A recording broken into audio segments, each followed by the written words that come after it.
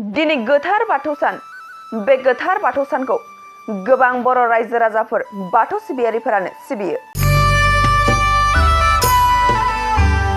बेबादिनो क'क्राझार सोहोरनि सिङाव थानाय बागानसालियाव क'क्राझार नोगोर बाथौ थानसालियाव दिनै गोथार बाथौ सान हाबाफारि खुंदों।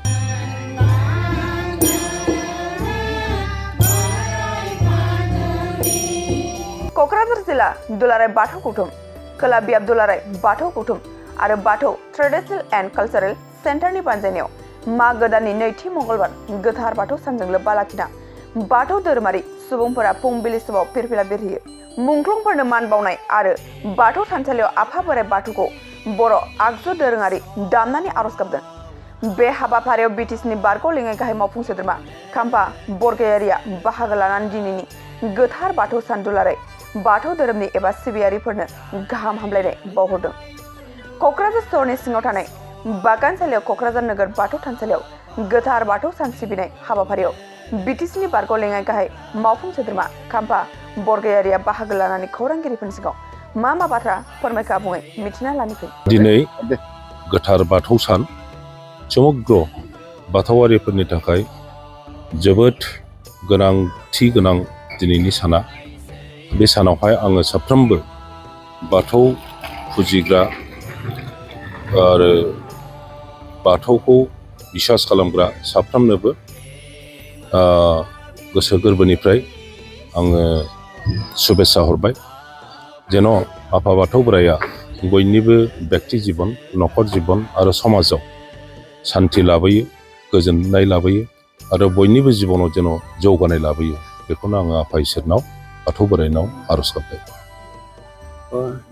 दिनैनि दिनाव सारा जोंनि बे जोंनावनो बाथौ सिबियारिफोरखौ मा फोरमायगोन? बाथौ धोरोमा दिनैनि नङा। बर' हारि होननाय मानसिया जेब्ला मोनसे समाज दादों बे समनिफ्रायनो बाथौ धोरोमा जागायजेनदों आरो बे बाथौ धोरोमखौनो लानानै बाथौ बोराइखौ फुजिनानैनो बर' हारिया जुग जुग हाजार हाजार बोसोर दिनैसिम थांनानै दङ। जोंनि राव, हारिमु, संस्कृति, थुनलाइ गासिबो बाथौ धोरोमजोंनो फैफानाय आरो बाथौ धोरोमनिफ्रायनो जागायनाय आरो दासिमबो जागासिनो थानाय।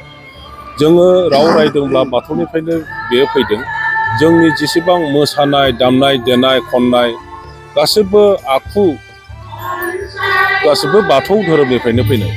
गतिके बे बाथौखौ नागारनानै जोङो बर' हारिया मोनसे मा होनना बुङो बेखौ, मोनसे गोग्गोम हारि जानो हानाय नङा। बाथौआवनो समग्र बर' हारिनि सिनायथिया दङ। बेखायनो आङो आफा बाथौ बोराइनाव आर'ज गाबनायजों लोगोसे साफ्रोमबो बर' फिसाफोरखौ खावलायो जे जोङो गावनि जि धोरोम, गावनि जि हारिमु बेखौ नागारनो नाङा। जोंनि धोरोमा जाहैबाय बियो खालि परम्पराल' नङा, बेयो जोंनि एकदम असे धोरोमथार। बेखायनो जोङो भारत सरकारनाव आर'ज खावलायदों जे बाथौखौ भारतनि मोनसे धोरोम होननानै मानिनानै लानांगौ। जेरैहाय जोङो जोंनि जायखिजाया सार्टिफिकेटफ्राव लिरनांगौ जे नोंनि धोरोमा माबे होनना बुङोब्ला जोङो हिन्दु होननानै लिरनाङो। नाथाय हिन्दुनिनो माखासे फिसा फिसा बाहागोफोर जेनेबा जैनफोर, सिखफोर बिसोरो मालाय गावस्रा आलादा सिख आरो जैन बायदिसिना होननानै लिरनो मोनो। थिग बिदिनो बाथौखौबो जोङो लिरनो मोननाय खालामनांगौ होननानै जों दा भारत सरकारनाव आर'ज गाबगासिनो दङ। बेयो जेबो नङा। गोदो गोदायनिफ्राय मोनसे दाउसा फारौ बुलि होनानै फुजिबोदोंमोन। दा बेखौ दाउसा फारौ बुलि होनायखौ लासैनो नागारनानै बिबार फिथाइ बायदिसिनाजों फुजिनायनि मोनसे मा होनगौ रिफर्मेसन, सोलायनाय लाबोदों आरो गमामायै बियो साबसिनबो जादों। नाथाय दासिमबो माखासेया जेनेबा बुलि होनायखौ नागाराखै। बेखौ जोङो रावखौबो राया बा रायखोमाया। बिथांमोनहाबो लासैनो सोलायगोन, खारन सोलायनांगौनि प्रयजना दङ। आरो गुबुन गुबुन मानसिफ्रा गुबुन गुबुन आदब खायदाजों बाथौ बोराइखौ फुजिदों, बाहाय बुंनांगौ जेबो गैया। नाथाय मोनसेयानो बाथौ धोरोमानो। जेरै हिन्दु धोरोमावबो नोंथांमोना नुगोन गोबां धरननि फुजियो, गोबां नाम लानानै फुजियो। आरो ख्रिस्टानावबो नुगोन नोङो बेयावनो जिसु ख्रिस्ट'खौ फुजिदोंब्लाबो केथलिक दङ, बेयावनो बेप्टिस्ट दङ, बेयावनो लुथेरियान दङ, बेयावनो बिलिभार्स दङ, बायदिसिना दं। तद्रुप बाथौआवबो दा बेबायदिनो जाथ'नानै दङ। फैगौ समावहाय बेफोरखौ ज' खालामनायनि बेबस्था खालामनाय जागोन। मोनसे गोजोनथाव खौरां, थुनलाइ मोजां मोनग्रा रायजो राजाफोरनि थाखाय मोनसे गोजोनथाव खौरां। थांनाय बोसोरफोराव खुंफुंबोनाय बायदिनो बिटिआर सरकारनि दैदेननायाव बे 2024 मायथाइयावबो गोजोन आरो खौसेथिखौ सिगाङाव दोननानै थामथि क'क्राझार थुनलाइयारि फोरबो एबा क'क्राझार लिटारेरि फोरबो खुंफुंनो साखाफारा जादों।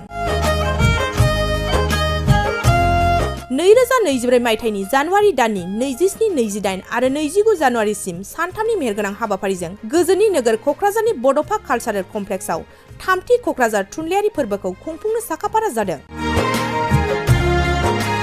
बे फोरबोनि गाहाय थांखियानो जादों बर' राव थुनलाइखौ बुहुमाव सिनायथि होनायजों लोगोसे बे फोरबोआव गुबुन गुबुन हादरनि गुबुन गुबुन हारिनि थुनलाइ लिरगिरिफोरनि रोंगौथिखौ फोरमायलायनाय। बेनिखायनो गासै रायजो राजाफोरखौ लोगोसे गोसो गुदुं थुनलाइ लिरगिरिफोरखौ बाहागो लाफैनो थाखाय बानजाय आफादा खावलायहरदों। हारिनि राव थुनलाइ जौगाहोनो गायसननो